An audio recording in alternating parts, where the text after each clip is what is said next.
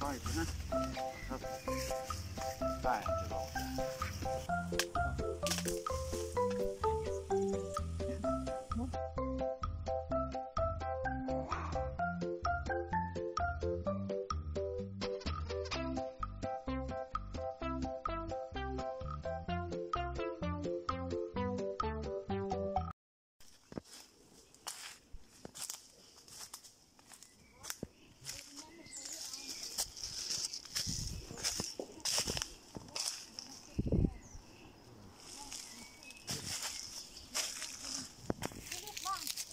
يلا.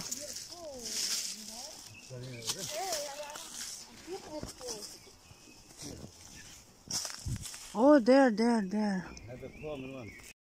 Look, أنا فوضت. اسم الله كم كيس؟ كيس واحد؟ أنا حو بس مليان على راسه. ما أنا عم برصه. فيلي ماشي عم تصور. إيه مبسوطة فيهم. This one, Daddy. This one, that one. طفن And look the. تركهم هودي عم بعيطوا لي ماما، أنا كنت بدي أتركهم معلش. قالوا لي Ayan. Naghanap na naman kami ng makakain. Ito po ay dahon ng grapes.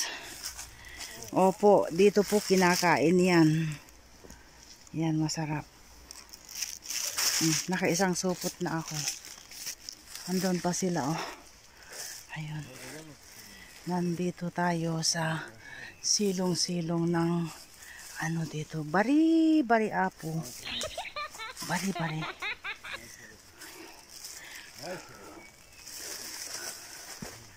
Nag-i-enjoy yung aking asawa.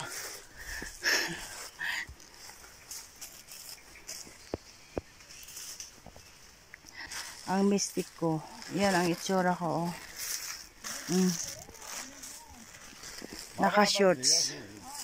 Naka-shorts ako. At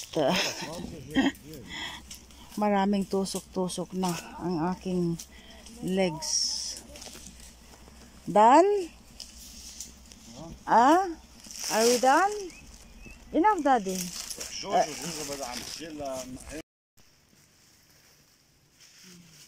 طيب ما طايت ها تعال انت بابا بالعكايزه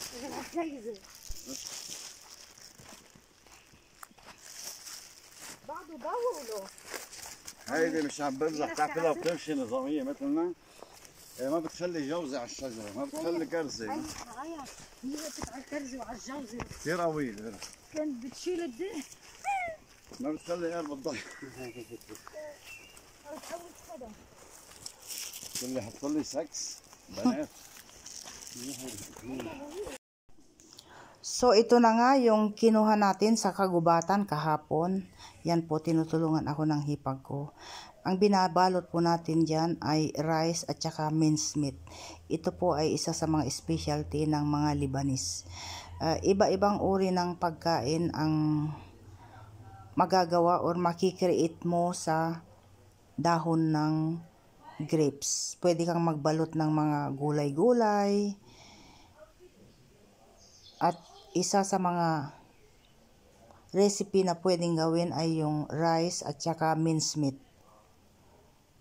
Yun na nga, isa sa mga specialties ng mga Lebanese ay ang pagkain ito. At kapanahunan na ng pag-iimbak ng dahon ng grapes. Kaya ang mga tao na nakatira dito sa village, nag-iimbak sila at pre-preserve nila. Nakakalahati na tayo. At patuloy yung ating pagbabalot. Okay, nakapag-imbak na rin kami ng ilang garapon. Dahil masarap din ito pag winter siya, guys.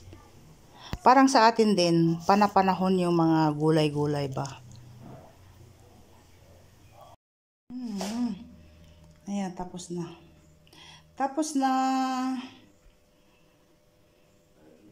So habang nakasalang ang ating pagkain na ating ni-roll kanina at naaamoy ko hanggang sa labas ang amoy ng ating niluluto. So nakakita ako ng 3-4 dyan na mga sanga-sanga at kailangan natin dyan para sa ating pagbabakod.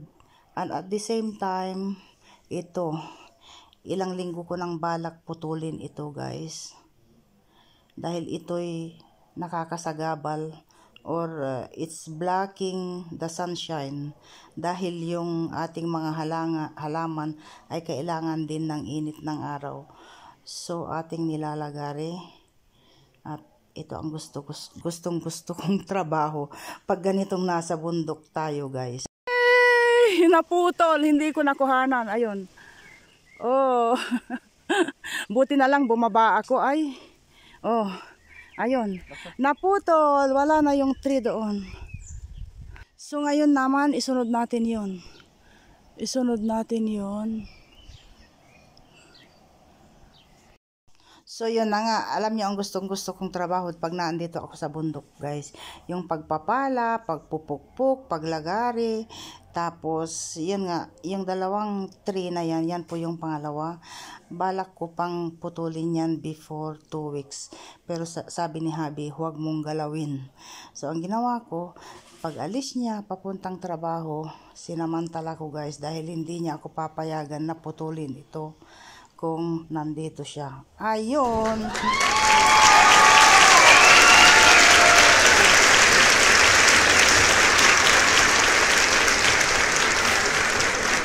Nasa finishing na tayo kaya ating lilinisin ang buong paligid ng ating pinagputulang mga kahoy dyan, yung mga dahon-dahon na nalaglag.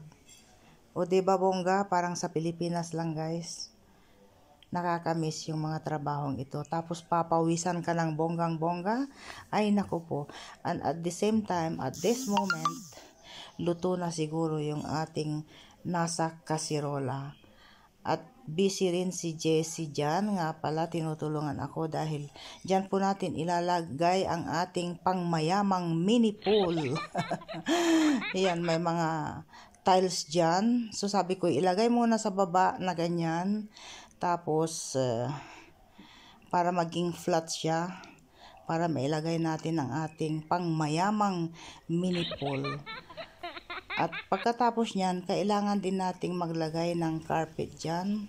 Yung ready to throw na ating carpet. Pero bago natin itapon, pakinabangan muna natin, di ho ba? So yan, ilalagay natin dyan bago natin ilagay ang mini pool. So, at this point naman, ako itatakbo sa kusina dahil gutom na kami. So, I think itutuloy natin ito bukas. So, kung ano mang mangyayari bukas, isi-share ko sa inyo guys. Ilalagay na natin ang pangmayamang mini pool bukas siguro. Yan na po yung ating binalot-balot na dahon ng grapes. Legally dito guys, nilalagyan po ng sa may ibabaw ng karne. Dahil wala tayong karne kaya potato yung nilagay ko. So may dagdag din dito, pandagdag sa ating putahe. Yan po ay ano ba to? Chicken liver. So tapos na kaming kumain dito at baraha time. May dumating na mga 2 kapitbahay, mga pinsan ni Habi. At yan, nagbabarahan sila. Ganyan lang ang buhay-buhay guys. Dumadating yung mga chismosa. Which is kung walang dumating, nagtataka kaasan na yung mga kapitbahay. Mga ganun ba?